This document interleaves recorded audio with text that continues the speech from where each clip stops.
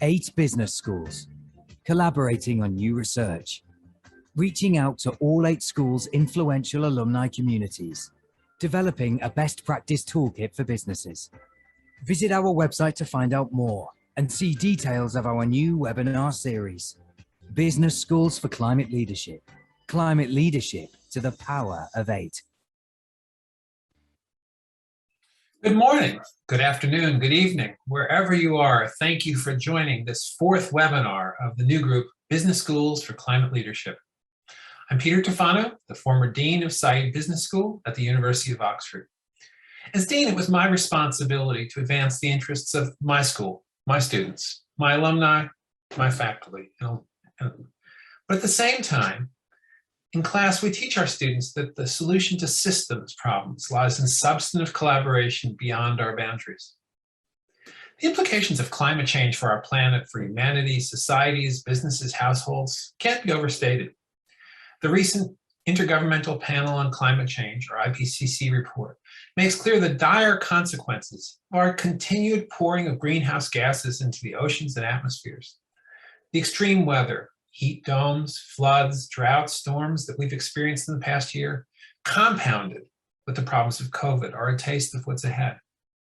So businesses need to act, but so do business schools. I'm proud to say that 8 of the leading European business schools have joined hands to work together to try to make a difference about climate change. Our founding partners are Cambridge Judge Business School, HEC Paris, IE Business School, IEC Business School, the International Institute for Management Development, or IMD, INSEAD, London Business School, and the University of Oxford Saïd Business School. We are teachers, researchers, conveners, and stewards of a collective alumni body that numbers over 400,000. We must continue to do much individually in our schools, but the demands of climate change require us to do more collectively. And so Business Schools for Climate Leadership is a partnership where our committed faculty and staff have joined together.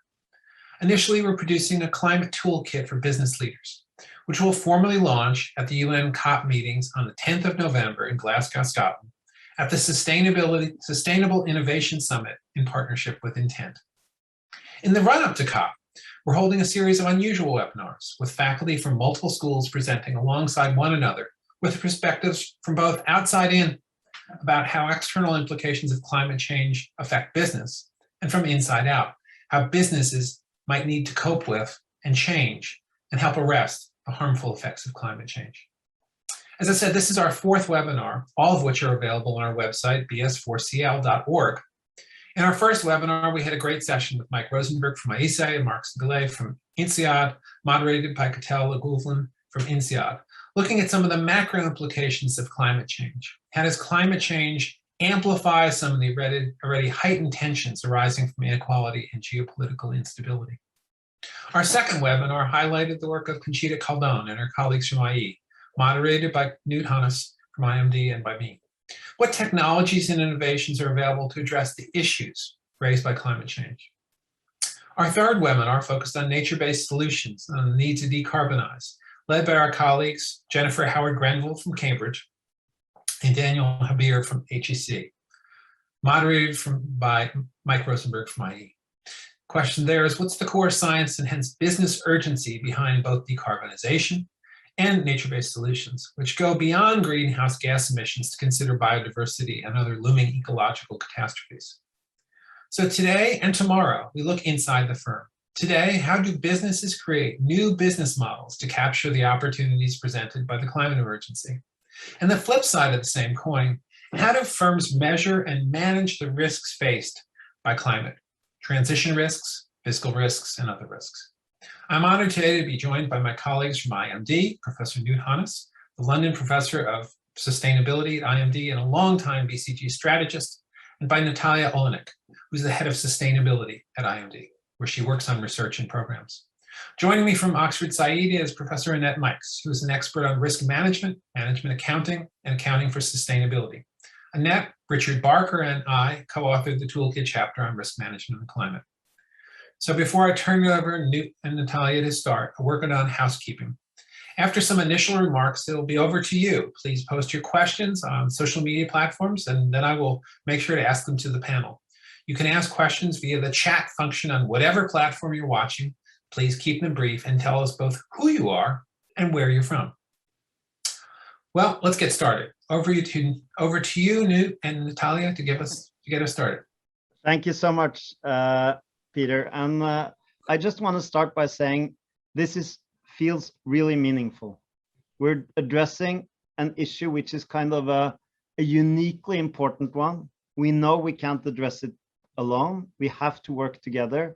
And now we're trying to work together across the business schools. It's really a great occasion. And then secondly, I'd say business schools are important in this. Business will be a very important part of addressing climate and the climate catastrophe that we are facing. It's a big part of the solution. And let's talk a little bit about why it's so important and also what can be done to address it from the business perspective. So the first thing I want to say, business transformation is critically important. There, from a business perspective, two forces. There's the disruption, all the new technologies. The world has 1.3 million tech startups that are coming up with new solutions. Many, if not most of them, will have positive climate impact. So that's a good thing in itself. And then secondly, all established companies. And they will be so important to taken together. So there's lots of research in this area, but for me, important to mention is only something like 30% of the solution on climate reductions will be driven by the consumer. 70% will have to be driven by companies and investments. And then hopefully with strong governmental action.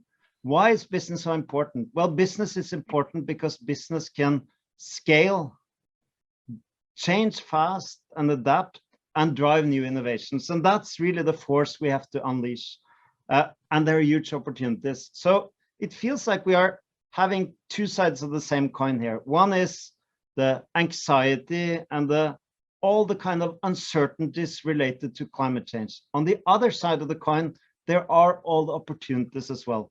There are, from a company perspective, huge opportunities related to renewables, circular economy, new business models, etc. And it's our job to channel that and help companies and future leaders take those opportunities in a responsible way. Last point, business can't do this alone. This is a team sport, not only between companies, but public, private, local communities, etc. This is something where we all have to learn to work together, which is also why I would say these 8 business schools are really committed to work together.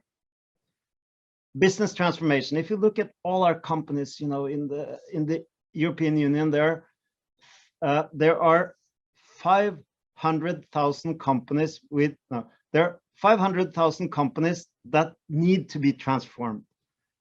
500,000 companies, that's just in the European Union. And what is that transformation? Well, from our perspective, when we work with companies, it's of course about understanding the strategic side of it, the what, the head, the strategic. But there's also the heart, the change management, the leadership, the purpose, and the commitment. And then there's the hands, making this work together. And our job, I think, is to work with current and future leaders to drive these solutions about how we transform our companies in a world where actually climate represents both responsibility, but also a huge opportunity. And this is helped by many, including investors. So a recent study showed that 5% of private equity investments are now driven by, in some kind of way, ESG. A lot of it related to energy. And that's, I guess, Natalia, a good transition into a few examples. Absolutely. Thank you, Knut. What's really exciting is that we're seeing many businesses move from talk to real action. They're innovating to transform themselves, but also entire industries. So if we look at a few examples, we have A.P. Møller-Maersk, the biggest shipping company in the world.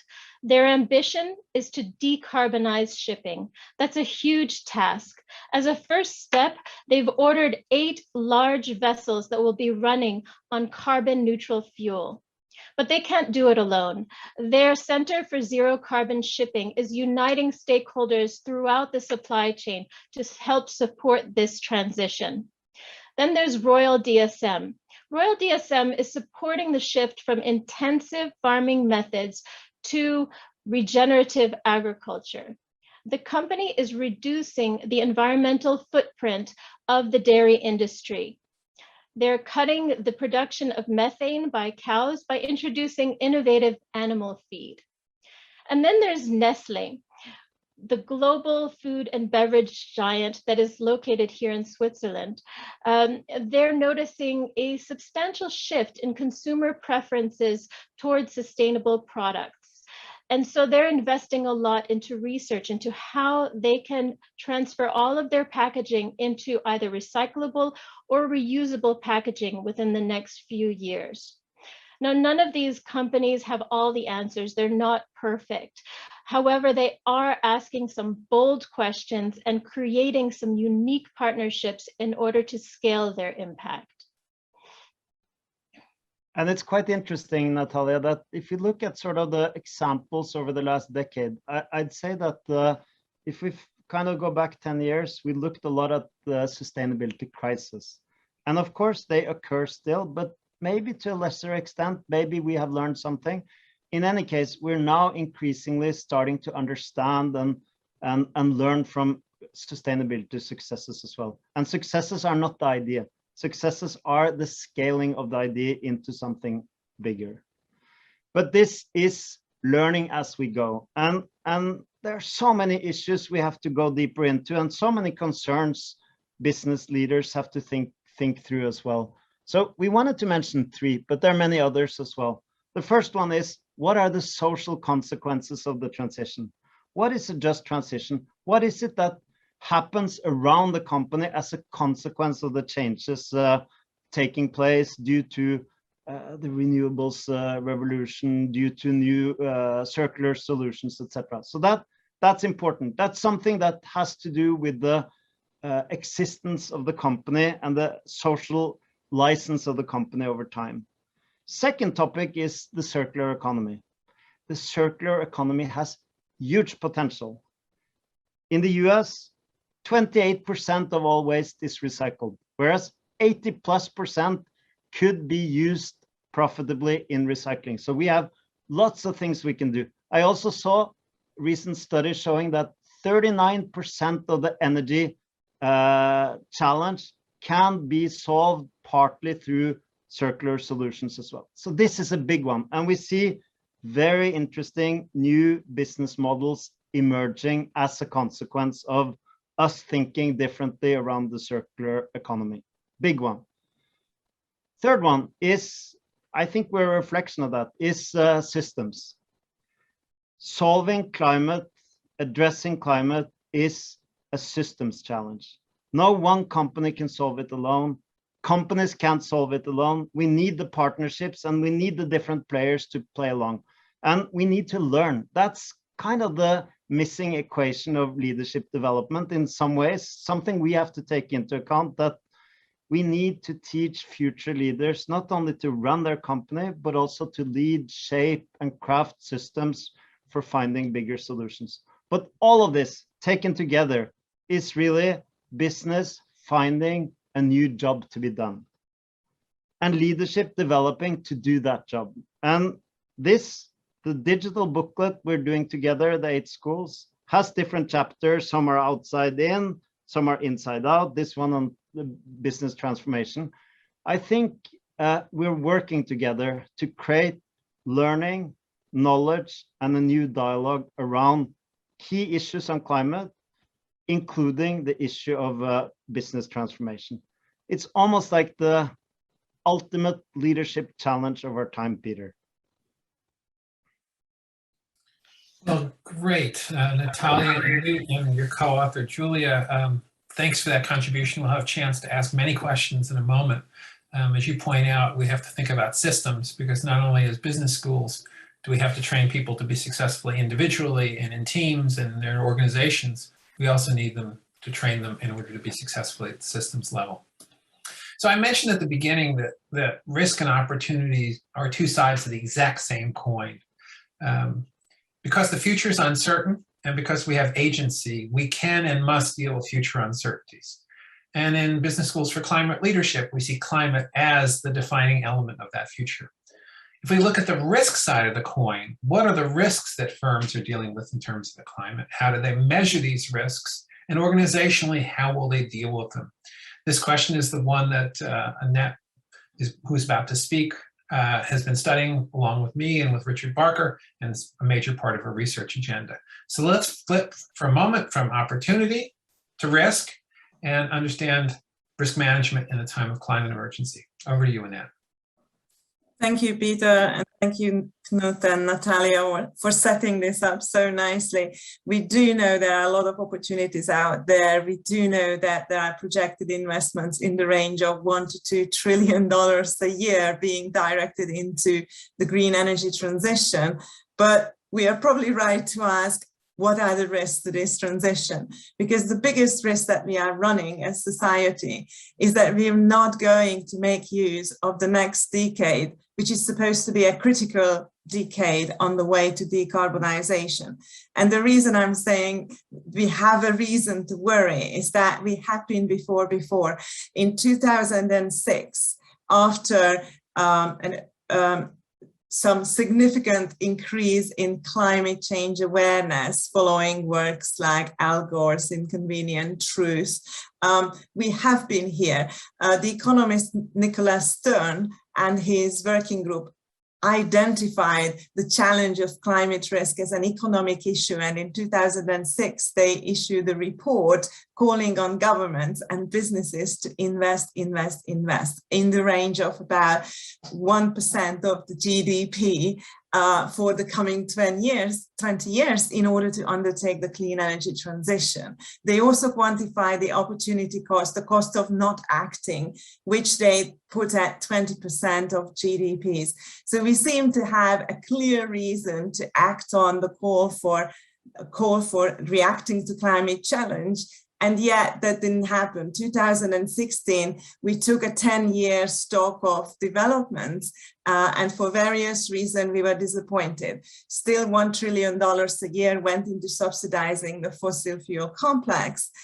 When we need that level of investment subsidy effectively in the other direction, we now seemingly having a different chance, another opportunity. This is to do with unprecedented societal pressure that has been put on governments around the world in the last, I would say, 5 years, and governments are reacting. So finally, the wind is in our sails, as so to speak. We have got the EU formulating a very ambitious 55% reduction over the next decade in emissions at 1990 level. The US is making commitments in the range of 43% reduction this decade, and the UK, even more ambitiously, is pledging a close to 70% reduction by 2030. Overall, this decade it could be a watershed decade for us. If we manage to do this, then we're going to have that confidence back that we can transition to a green and energy future. This, of course, raises the question of who is paying for this. As Knut was saying, a lot of this is going to be expected to be undertaken by business investment, by consumers paying for green or low carbon products. But of course, it cannot be done without government help, without government subsidies, and without governments creating the policy frameworks. This creates a very unique risk environment for companies trying to solve this problem. So if we move to the next slide, please.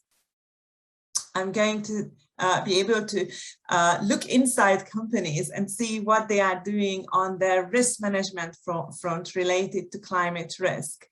Of course, we are seeing that many risk managers who've been used to the management of strategic or operational risks are nervous. They feel that with climate risk, they are a little bit out of their depths. We can see that in reviews undertaken among professional risk managers by their own professional association, GARP.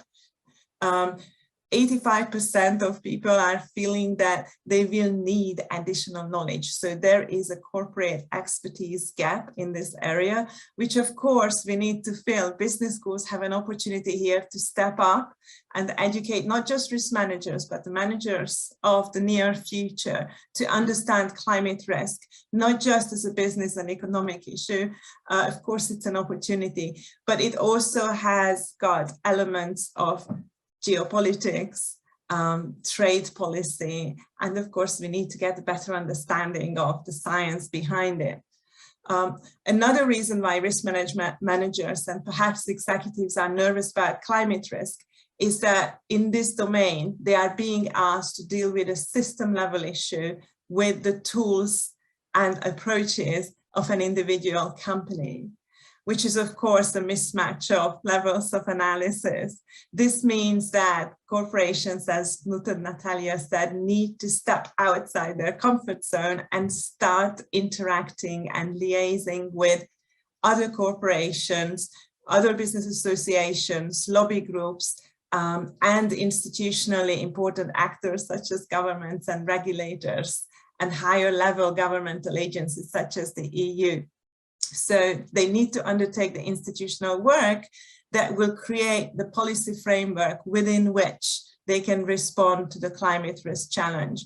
Many of the companies that I talk to or we talk to suggest that their biggest risk is bad policy making. Of course, climate risk poses its own risks. In many ways, climate is a novel risk. Let's move on to the next slide. Risk managers are used to dealing with routine risks, which they normally represent in colorful risk maps, such as the picture you see in the middle of this slide. If we can assess the probability and the impact of a risk, we can create plans about how to deal with it, how to mitigate it, should it happen, how to reduce its probability of occurrence. The nature of climate risk is that it contains too much uncertainty compared to what we are used to in order to be in the realm of routine risk management. So how do we approach this conceptually? At one level, businesses are now seeing climate risk as a combination of two things. There is a physical risk component, the risk that extreme weather events are going to harm their physical assets, their communities, their employees, their supply chains, potentially their consumers. There's a very real physical risk, which has been underlined by recent occurrences of extreme weather events. And there is a transition risk component. This is the risk of the world transitioning in such a speed or such a way that some corporations are not able to keep up or becoming irrelevant or fail because they cannot do this. So this transition risk is to a large part policy risk, but also to a large part innovation risk. Do companies have what it takes in order to bring on the technologies needed, create the new lower carbon products that are needed for the green energy transition? And because of these risks, we also have potential occurrences of this on scales we have never seen before. There is no routine occurrence of physical risk anymore when we are seeing larger and larger manifestation of extreme weather events. So we started to talk about some of these risks is no longer routine weather risks. They are sort of tsunami risks occurring at an unprecedented scale, often overwhelming our existing reaction or control capabilities. Think of the flooding last summer in Germany's Rhine region, when we saw rainfall in 2 days twice as much as normally anticipated in a typical July month, and the havoc it created.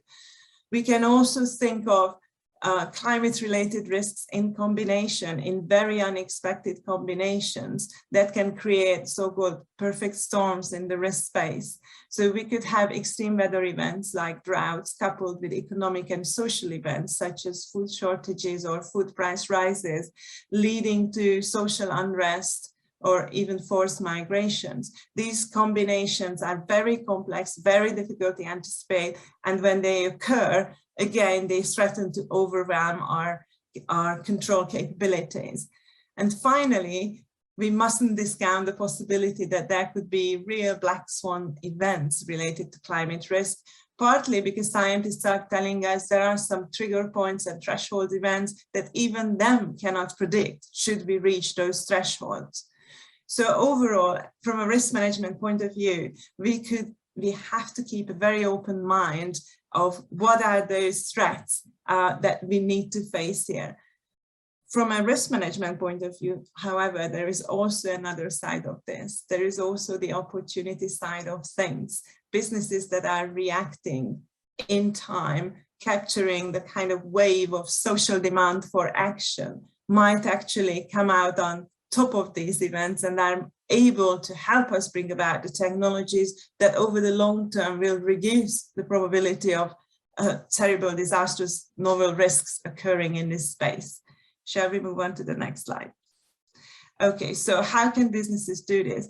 One of the risk considerations that we see across various sectors, and in particular in this work I'm undertaking with co-author Marcel Metzner on some of the most carbon intensive industries in Europe, is that companies are seeing they have got very different starting points. They have different technological endowments. Some are more dependent on the fossil fuel complex than others. They have got different abilities to pass on the cost of transition to their customers based on their regulatory and their industry and market conditions. And finally, there is a significant difference in the availability of low carbon technologies occurring across various industrial contexts. So while utilities have got a lower and lower cost alternative to high carbon energy generation, the steel industry is still looking for the breakthrough technology that is going to deliver us what will become hopefully one day green steel. Because of these differences, if we go to the next slide, we will see that the way companies respond to climate risk involves a number of different what we call strategic responses. So in the lost decade of 2006 to 2016, research shows that a lot of companies responded to climate change and climate change risk with defensiveness. Some of them even try to obfuscate the issue and avoid the issue by lobbying against policymakers even acting on this. This is because their own economic self-interest was at stake by what they considered to be potentially dangerous and not well thought through transition moves. Those defensive strategies we find in the European Union context are no longer tenable. All companies that used to have anything remote to that are now moving away from that. Ideally, companies would like to say we are doing the green transition. We would like to set that as an objective. But the reality, as I said, is that for some of them, this is just not an option currently. So before they can get to green transition, they've got two different paths that they can take or a combination of those two. Some companies try to do it alone and feel that because of some of the technologies of low carbon production are becoming available gradually as they are investing in this, there is an opportunity for them to create green business segments in which they can charge a premium for these investments and create green markets. So we see it occurring in the chemical industry and in the energy power industry more and more. However, in industries where those technologies are still far into the future or relatively far into the future, what companies can do is try to create the policy environment that helps them to get there faster. So the steel industry is a prime example of this. They are now lobbying very heavily, not just their government, but EU governmental stakeholders, to try to ask them to help them create the policy environment in which they could start producing or investing into the technologies we need. We are talking about investments at a level of $10 billion a year per steel company. Should these be matched by governmental subsidies or policies that create green borders, it would be much more difficult, much more easy for them to justify these investments. Okay, and the example for this, of course, if you go to the next slide, is a company that we have been doing some research on, Peter, Richard, and myself. ArcelorMittal is a very interesting case. If ArcelorMittal can do green transition, that's going to inspire most heavy industry companies, because then they can do it too. They are one of the most engaged companies in the policy debate at the moment. They are very committed to what they consider as ambitious target for decarbonization. And there is a race for creating green steel among the industry participants, which is very exciting. Their target is to create the world's first fully fossil fuel free steel plant in Europe, in Spain, by 2025. This is a hugely ambitious target and inspirational as well. Of course, it cannot be done without support from a multiple expert function and staff functions and the enthusiasm and energy of engineers who are going to work on these new technologies. So as Knut said, this is very much a team sport. This is very much a contact sport in which risk management and sustainability play a role of not just pulling these actors together internally, but also liaising with stakeholders and carrying out the necessary institutional work that's required to facilitate this transition. One of the tools that we also discovered as helping them doing it is scenario planning. So again, this is another opportunity for business schools to include important new approaches and expertises that perhaps we haven't taught that much, but our future managers will need tremendously. I'm going to stop here and allow our audience to ask questions. And of course, Peter, back to you. Okay, thank you, Annette. There's much more, which you'll all be able to read in the final toolkit, which will be released in a few weeks. So to kick off the discussion, first of all, to the audience, thank you for a couple of questions. Please add some more. Ask questions via the chat function on whatever platform you're watching, and tell us who you are and where you're from. So I'm thrilled to join, to have Knut and Annette join myself, and joining us today is Professor Julia Binder, who's Professor of Sustainable Innovation and Business Transformation at IMD. She is one of the co-authors on the IMD chapter. Her expertise includes teaching and researching sustainability in organizations with a focus on sustainable innovation, entrepreneurship, and marketing. And with that, maybe we'll start the first question, starting with Knut and Julia. It's common wisdom, though not necessarily complete, that incumbent firms are much more likely to develop new business models under competitive threat, whereas startups, and Julia, I know you study them, are more likely to develop new models when they see a competitive opportunity. Some businesses have internalized climate into their strategies, others not so much so. How would you describe the current stage of climate adaptation in firm strategies? Julia, should I start? Yeah, why don't you start? I'll add to it if you want. Thank you so much, Peter. I think it's a very interesting question, because in many ways, 10 years ago, I think we would not have had a panel like this one, right? So many of us have been in this sustainability and management area for quite some time. And I think there's really some traction and some momentum. And this has for sure reached the business world. Annette mentioned no company nowadays can afford to have a defensive or reactive strategy when it comes to sustainability. So I think really we're living in a very exciting time at the moment. And I see that there's a lot of momentum on the firm side as well. So I think it's quite easy to say it's only startups that innovate, right? Because in many ways, they have it much easier. They're small, they're agile, they're flexible. corporates have to safeguard a legacy. They have a huge responsibility vis-a-vis stakeholders, employees, suppliers, and so on. So I think in many ways, this is a system as well. And startups play a very important role in kind of pushing the boundaries, in showing that truly holistic and inclusive organizations are possible. And they're really pushing the companies in the right direction. But at the end, it's really a systemic effort. So we need industrial change. So it's not enough if some actors in a sustainable niche are changing. We really need this change on a larger scale. And with this respect, I think I'm much more positive than I would have been 5 years ago, because I really see that times are changing and that much more is happening also on a corporate side, where this is really integrated at the core of the business and not any longer as we're doing business as usual and we're planting a tree in Madagascar, which kind of offsets our efforts on that front. Great. Now, Julia, your answer kind of indicated that this is becoming more of a global phenomena. Cecilia is asking, many of the examples that you've cited, and I think both the IMD and the Oxford examples are Western companies. How do we bring Chinese industries on board? Anybody want to take that? I can start, and then so I just want to start by exactly where you ended, Julia, and then try to take it into a bit of a global picture. I think what you're describing, Julia, which I really subscribe to, is we have technology startups, and the world has 1.3 million of them.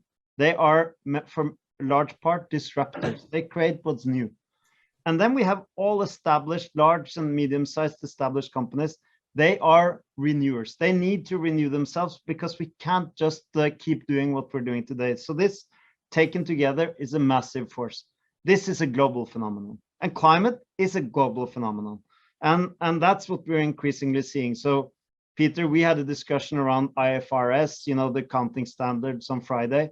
And it's easy to think, well, this is something that's going to come early in the US and then maybe Europe, and then no, it's actually going to happen globally much faster than we think. And if I then apply the same logic to companies and sort of ask, where do we see the biggest innovations?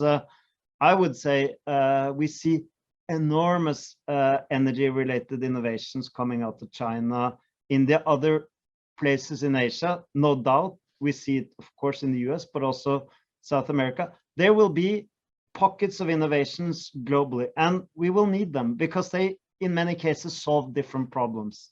And maybe I'll say that at the end here, when it comes to sustainability and climate, there is the top-down technology, future-oriented, etc. That's kind of the top-down innovation.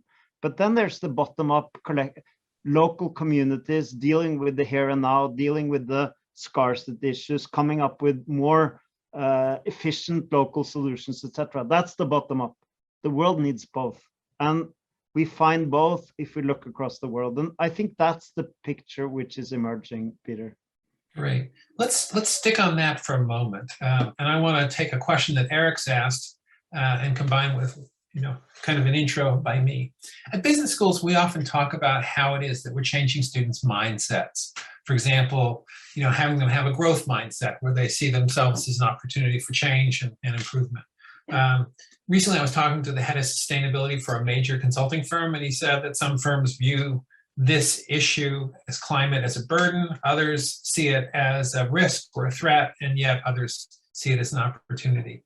So Eric's question in mind, which is, what innovation skill sets, and I would add mindsets, will be needed for systems transformation that we don't currently have at global companies? Great. Annette, do you want to get started? And then yes, we can maybe add to it. Yes, thank you. Yes, the first reaction to this, that is really important how people and executives and managers of the future frame the climate issue. We know it from previous research on environmental risk. So this was around the era when we were worried about large companies polluting the environment. In the 70s and 80s, companies that formulated pollution risk as an opportunity were much more likely to innovate solutions that were commercially viable. And companies that treated this as a regulatory burden, as a threat, were much less innovative in this space, and they were fighting these changes with various defensive strategies. I think something similar is bound to happen in relation to climate risk, with a bit of modification, that there is a much bigger sense of this being a global issue and everyone can just be swept away with this tide of, actually, we are all in the same boat, as it were, Earthship or spaceship Earth. And this is our potentially last row of the dice, or potentially our great opportunity to stop what could be a global catastrophe.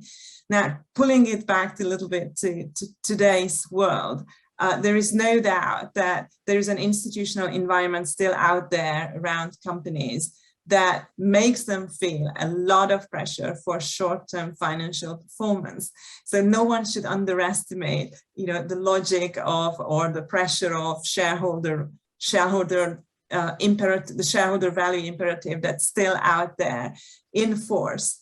And so there are still recent surveys from McKinsey showing that 70% of executives believe that if there was a conflict, a trade-off between short-term and long-term imperatives, their CEOs would make the trade-off the short-term way. So we still have this issue of trying to change short-term mindset to be much more long-term. How will we do this? We need to change the narrative, but we also need to change the institutional, potentially the legal environment. We now know from the Saïd Business School how we would go on about it. We would want to change the mandate, the role, the purpose of the corporation. If it was legally mandated to treat the maintenance of natural capital as an end in itself, then directors and company managers wouldn't have to make this terrible trade-off between short-term investments in a long-term sustainable future and the long-term. So one solution is this kind of change in laws and regulations, but Knut and Julia, what other things would change the mindsets of the managers and executives that are going to have to move to transform their businesses? So, Julia, I see you're saying something. You go first, please. Thank you, Knut. Next time I'll let you go first. Annette, you mentioned a lot of aspects already, and many of which I completely subscribe to. I think what you also highlight, and what is very, very important, a lot of the questions that we're asking here mean for leaders that it's full of paradox and dilemma. These are not easy trade-offs, these are not easy decisions. So I think what we need really is this changing the rules of the game, because it will make it much more easy for corporations to act in this kind of playground as well. But on top of that, I think to some extent, we need to move away from this competition mindset to have more of this co-opetition mindset. We mentioned it several times today. This is not one single player that is changing and our problems will be solved. This requires cooperation on a level that we have never seen before, and literally on all kinds of levels, right? We're talking about the corporate level, on the institutional side.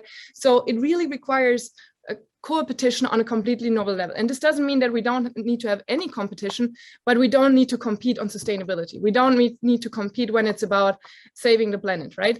So I think this is something that really needs to change, and that is not naturally in our, let's say, corporate DNA. This is something we need to bring into this corporate DNA. And then it's this entrepreneurial mindset. And I like what Annette mentioned. In my entrepreneurial studies, we looked a lot at how do entrepreneurs manage to reframe problems into opportunities, because it sounds so easy, but it is so difficult. Because if you get presented with all this information that is really surrounded by this negativity, how do you actually get out of it and reframe it in a way that it sounds like a positive business opportunity?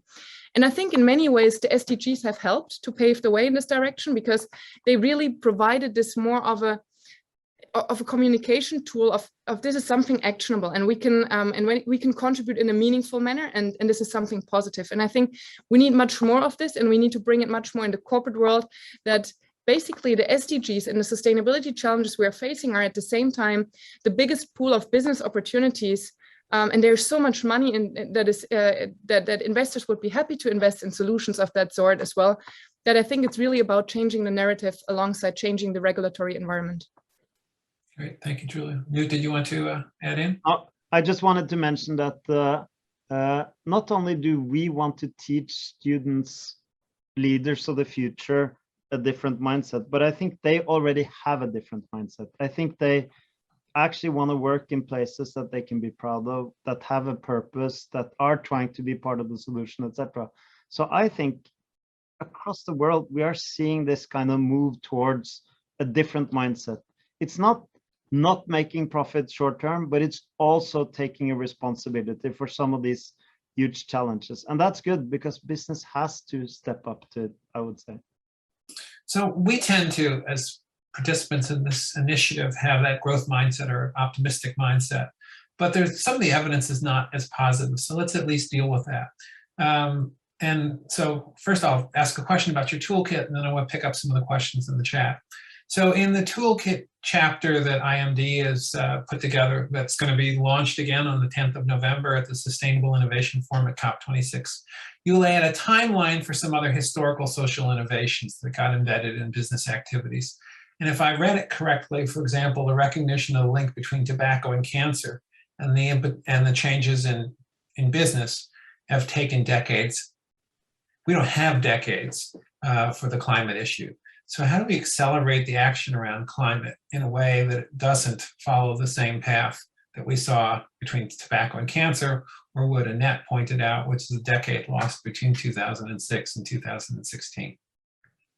I think this is the big challenge, right? We are stepping up to the challenge. We are building the institutions, the collaboration, the science, knowledge, etc. We are building the practices as well, but we're not doing it fast enough. So the real question is, what are going to be the accelerators here? There are almost like two ways that can happen. We can get together and create them through governments and collaboration, or it will be natural disasters. It's one of the two. On COVID, it was a disaster that mobilized and we changed very fast.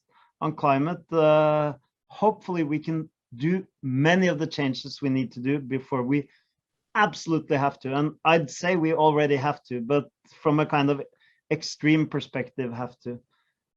When it came to the ozone layer, we actually were able to move constructively together before we absolutely had to. And my hope is that we will be able to do something similar on climate, but the jury is out.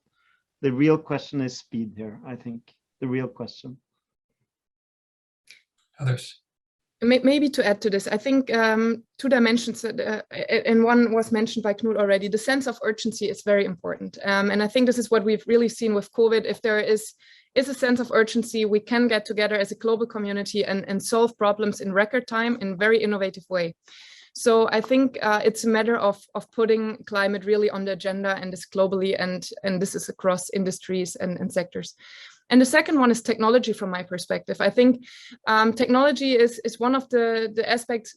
Nothing scales and speeds up as much as technology does. And we see more and more technological solutions that now address climate problems. And this is what makes me hopeful, despite I can be very much discouraged as well, Peter. So I feel you, and I feel that there is also this side of the coin where we can be easily discouraged because nothing is changing quickly enough. But at the same time, we need to acknowledge these institutions have built up over centuries, and now we need to change them almost overnight. But I really believe if we get the sense of urgency right, and if we get technologies to actually really help us in this way to really scale up positive solutions, then I'm hopeful that we can actually turn the wheel around. So Matthew Jones from Cambridge asks a provocative and really hard question that I think all of us have to answer. Why should we believe that business can be trusted to resolve the climate crisis? Who'd like to start on that one? And thank you, Matthew, for that question. You know, the hallmark of a great education is critical questions, and that's about the core of everything. So I can go ahead, Annette, please. Yeah, I know where this is coming from. Matthew probably also studied the or has been exposed to the notion of merchants of doubt. In that last decade, many businesses actually played a very reactive or reactionary role with regards to climate change. And one of the reasons why we lost that decade is that the fossil fuel complex lobbied against any meaningful change. Now, this has been well documented. This is not my research. research, but what my research is that we can't do this without the institutional framework being right for business to align their incentives, which are primarily still financial, with the incentives or with what society needs, which is to act on this decarbonization imperative. We can create that alignment if we change some of the levers, some of the dials. I come from an accounting and risk management background. From an accounting point of view, this is a question of redefining success, redefining what we consider to be true profit, understanding that not all profit that companies are currently earning are earned without causing detriments to the environment or to natural capital or even to social capital, which is going to be our next frontier probably.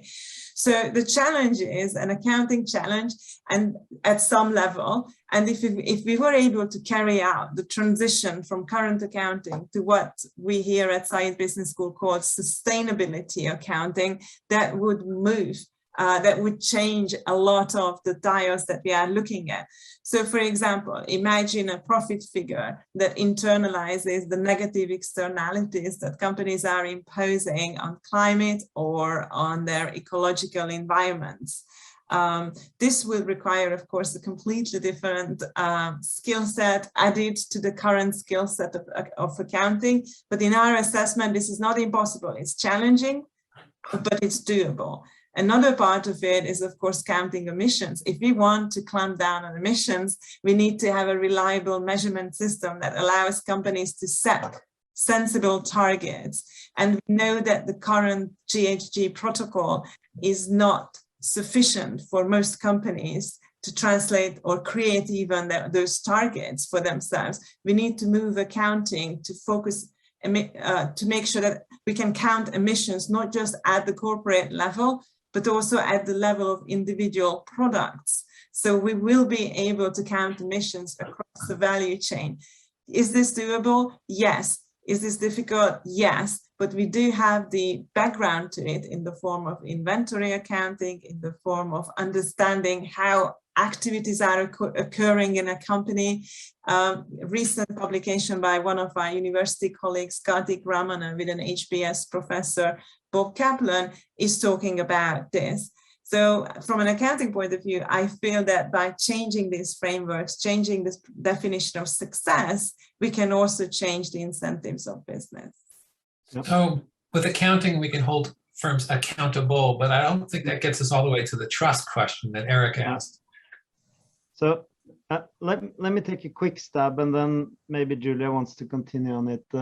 So if I take the kind of value creation perspective first, and then I'll go to identity and purpose afterwards. On value creation, 60% of the S&P 500 have huge stranded assets, so they have to deal with their assets. That's kind of the downside. On the upside, we also see that companies that deal proactively with climate, they actually perform better. So there's a strong economic argument for addressing climate. And then there's the identity or maybe the purpose side of it, which is kind of more the softer side of it. I just see how talent goes to those who are part of the solution, where partners actually prefer to work with companies that are proactive and try to shape the environment, etc. Neither of those alone says we can trust companies. And it's we almost have to de-average as well. They're not every company that can be trusted, not every, but as an overall, my overall sense is that we'll increasingly be able to trust companies on dealing with climate. But as always, companies need the frameworks to compete within and collaborate within. And they're not all there, but they're coming in place. And IFRS is one example. So I come out where I think Matthew asks the question, critical, but I believe and I also hope, and in a way we don't have any choice, but hoping that the company they will have to be part of this solution, I would say. So I want to pick up two questions. Dr. Omar Kamara and Nanik, excuse me for mispronouncing the name, from INSEAD. I'll try to merge the two together. What are your thoughts on the role of public policy in facilitating measurable impact And do you see regulation on pricing of free natural resources? And more generally, where does the panel see? You know, accounting is great. Business opportunities are showing that, you know, you can make money here. Purpose is becoming more important to young people and becoming more important to the employees. But, you know, what's going to be the appropriate role for public policy and regulation in order to facilitate and especially accelerate business activities here? Julia, do you want to go? I mean, I feel we have touched upon this already. I really feel that it's the role top down. It's the role to set the framework right. It's about to put the conditions right. Bottom up, like when we talk about what can corporations, what can startups, what can consumers do, they can all have this important pinpricks and move in the right direction. But at the end, we need the right framework to actually do business. And I think this is the role for me, for public policy, to get this right. And I'm not saying it's easy. But I truly believe, I mean, again, the first step was the UN Agenda 2030. Unfortunately, it has not translated in all facets into national legislation as we would have hoped for. But I believe, I mean, this is the direction we need to go. We need to put the framework right for business to actually do business right in this framework, right? And just to briefly touch upon the previous question, link it here, I do believe that a lot of trust will be gained back when we're very transparent as companies. And if we are able to communicate to the customers as well what we are doing, and that we're maybe not changing overnight because there are so many, because it's such a systemic issue and you need to get so many things right.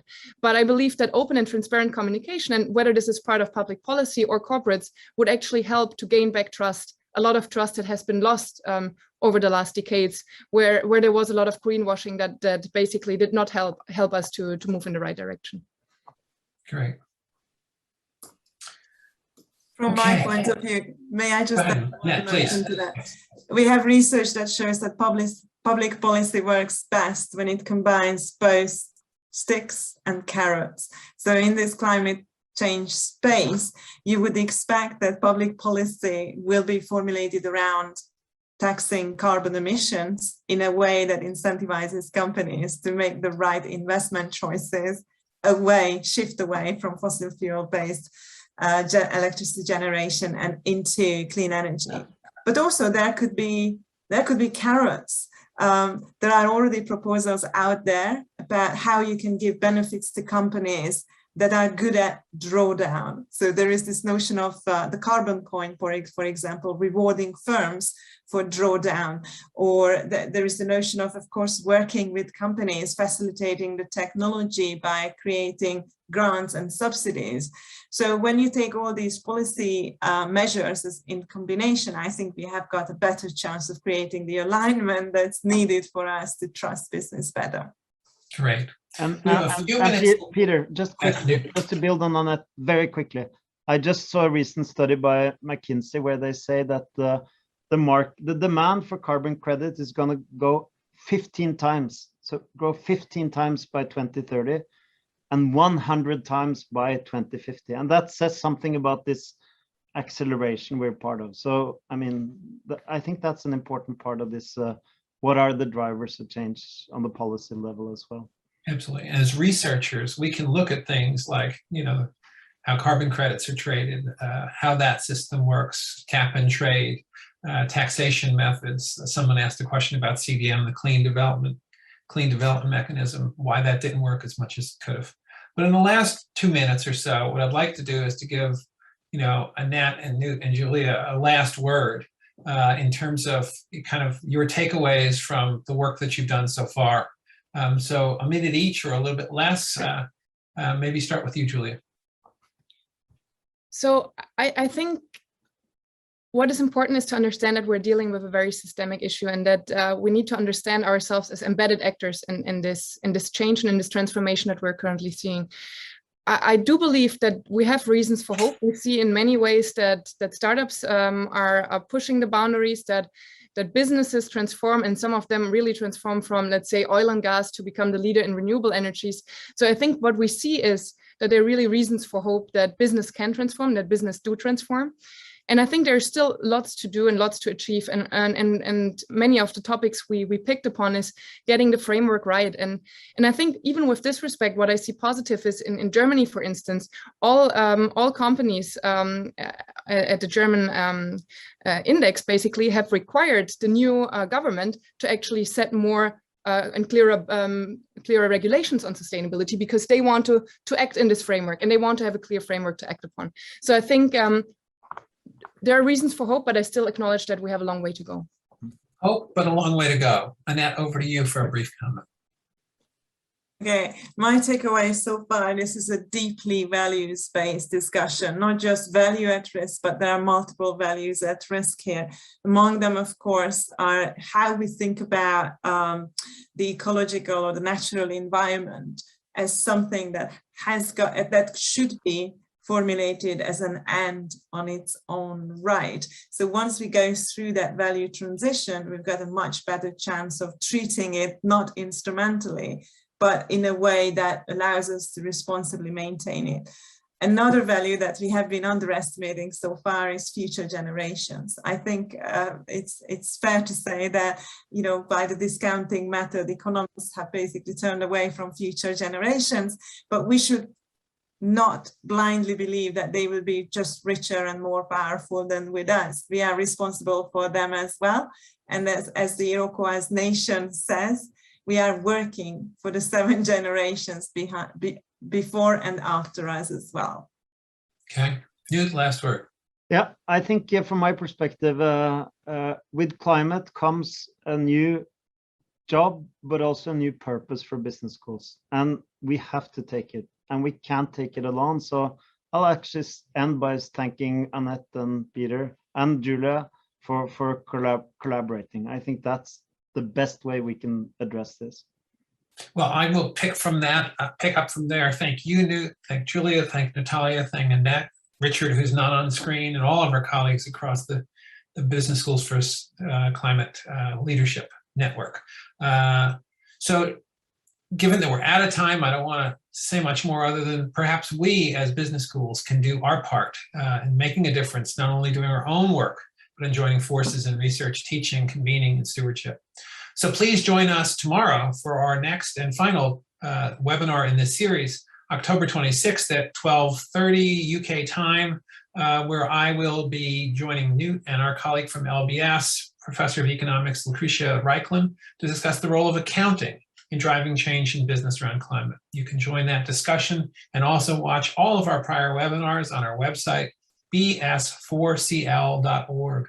Thank you all for joining, and I hope you have a wonderful day, and let's keep climate in the front of our minds, because it's one of the most important things we need to address. Thank you all.